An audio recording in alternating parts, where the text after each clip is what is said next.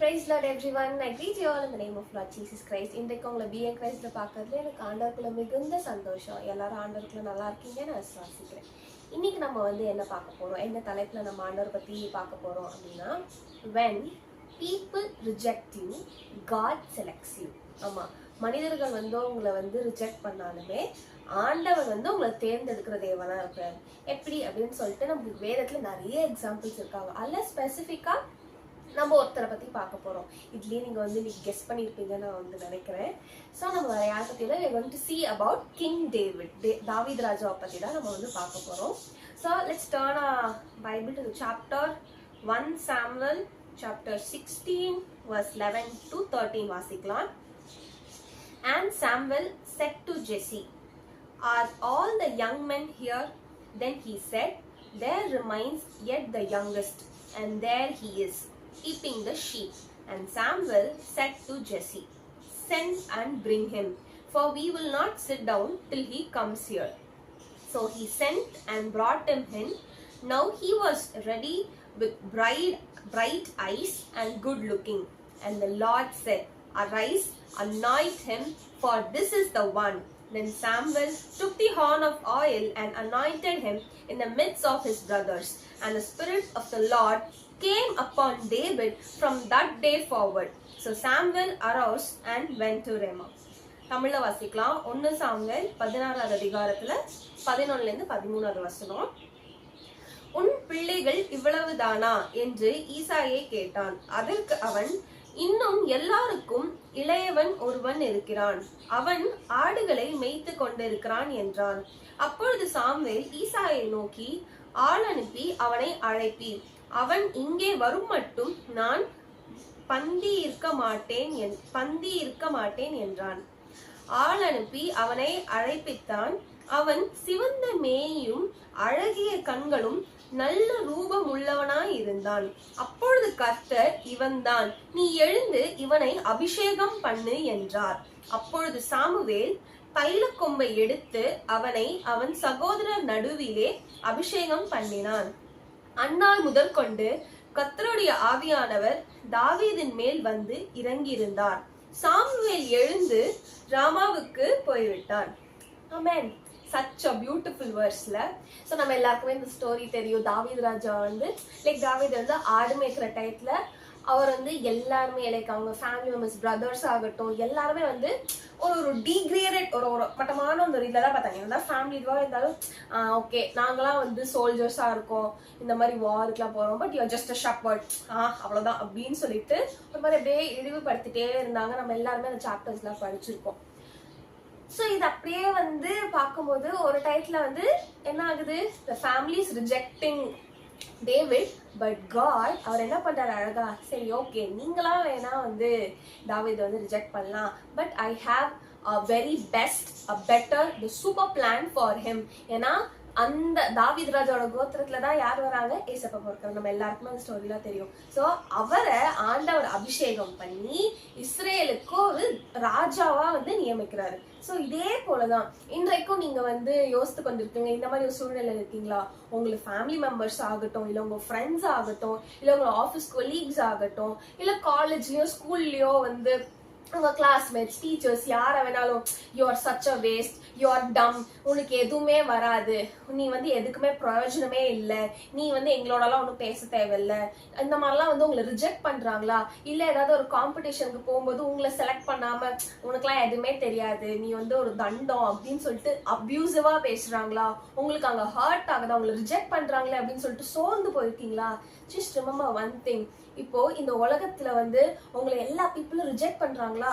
நம்ம இப்படி பார்ப்போம், ஏசப்பா பிள்ளைங்களா, ஓகே என்ன ரிஜெக்ட் பண்றாங்களா, கஷ்டமா தான் இருக்கும், வலிக்கும், ஆனா நம்ம என்ன பண்ணணும், okay then God is going to appoint me, God is going to select me அப்படின்னு சொல்லிட்டு to build his kingdom on this earth. அவரோட ராஜ்யத்தை இந்த பூலோகத்துல கட்டுறதுக்காக என்ன ஆண்டவர் தேர்ந்தெடுக்க போறாரு. பரவாயில்ல, மனுஷன் என்ன வெறுக்கிறானா, என்ன ரிஜெக்ட் பண்றானா, எனக்கு அது வலிக்குதுதான், ஆனா ஆண்டவரை நீங்க பாத்துக்கோங்க, ஆனா நான் விசுவாசிக்கிறேன் நீங்க என்ன தேர்ந்தெடுப்பீங்க.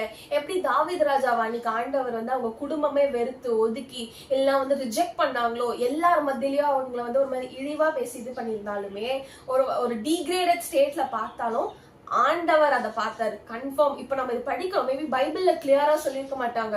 ஆனா வந்து psalms chapter verse if I'm not wrong 16 நினைக்கிறேன், தாவீது ராஜாவே சொல்லியிருப்பாங்க, என் பிரதர்ஸ் வந்து இந்த மாதிரி என்ன வந்து வேற ஒரு இதுவா பாக்குறாங்க, என் ஃபேமிலி மெம்பர்ஸ் என்ன ஹேட் பண்றாங்க, அந்த இடத்துல அவர் மென்ஷன் பண்ணியிருப்பாரு.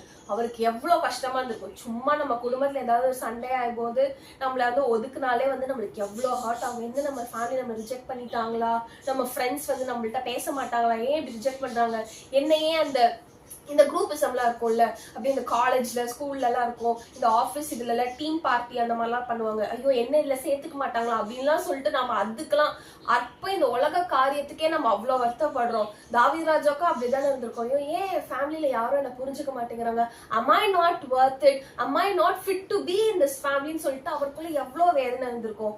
பட் யார் அதை பார்த்தாங்களோ இல்லையோ, சேனைகளின் கர்த்தர் தேவன் அதை பார்த்தார்.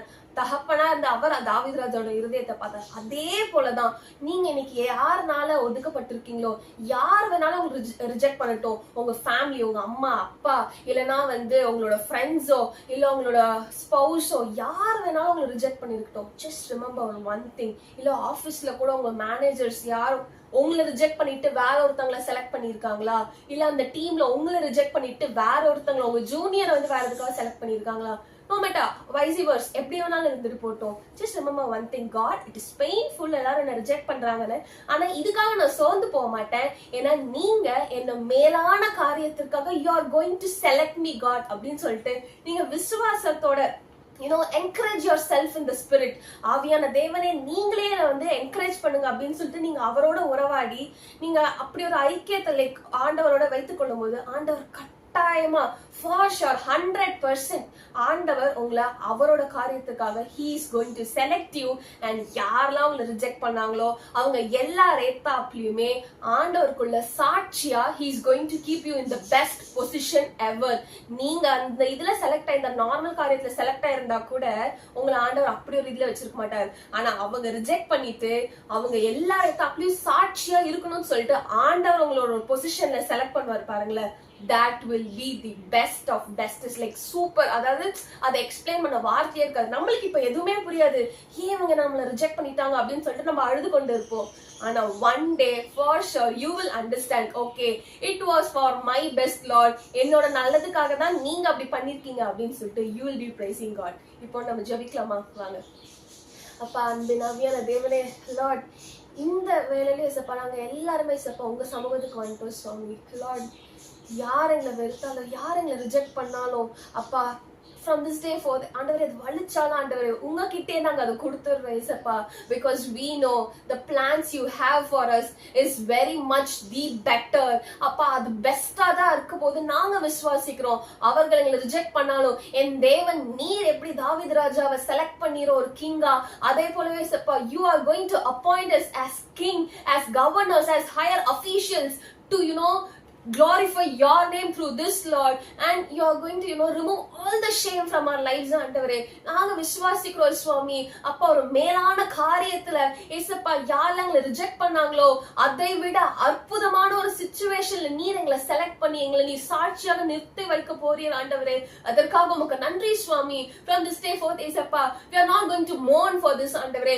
ஐயோ இந்த பர்சன் என்ன ரிஜெக்ட் பண்ணிட்டாங்க, ஐயோ இந்த பிளேஸ்ல என்ன ரிஜெக்ட் பண்ணிட்டாங்க, ஐயோ இந்த மாதிரி ஒரு சிச்சுவேஷன்ல என்ன ரிஜெக்ட் பண்ணிட்டாங்கன்னு சொல்லிட்டு ஏசப்பா இனிமே ஏசப்பா we are not going to feel for that. we are just going to cling on to you Jesus. உண்மையே பிடித்து கொண்டு ஆண்டவரே நீர் எங்களை உயர்த்துவீர். ஏற்ற காலத்தில் ஏசப்பா யாரெல்லாம் எங்களை வெளுத்து தள்ளி அப்பா இழிவா பேசினாங்களோ அவங்க எல்லாரையும் தப்பியும் அப்பா சாட்சியாக நீர் எங்க ஒவ்வொருத்தரையும் நிறுத்தி வைக்க போவதற்காக நன்றி சுவாமி. Lord whoever is watching this ஆண்டவரே இப்போ இயேசுவின் நாமத்தினால ஆண்டவரே எந்தெந்த சூழ்நிலையில ஏசப்பா அவங்க ரிஜெக்ட் ஆகியிருக்காங்களோ லார்ட் you appoint them ஆண்டவரே, you select them Jesus, you select them Lord. நீரே ஏசப்பா அவங்களை மேலான காரியத்திற்கு உம்முடைய ராஜ்யத்திற்கு என்று ஏசப்பா தேர்ந்தெடுப்பீராக சுவாமி. அப்பா சாட்சியாக நிறுத்துவீராக ராஜா.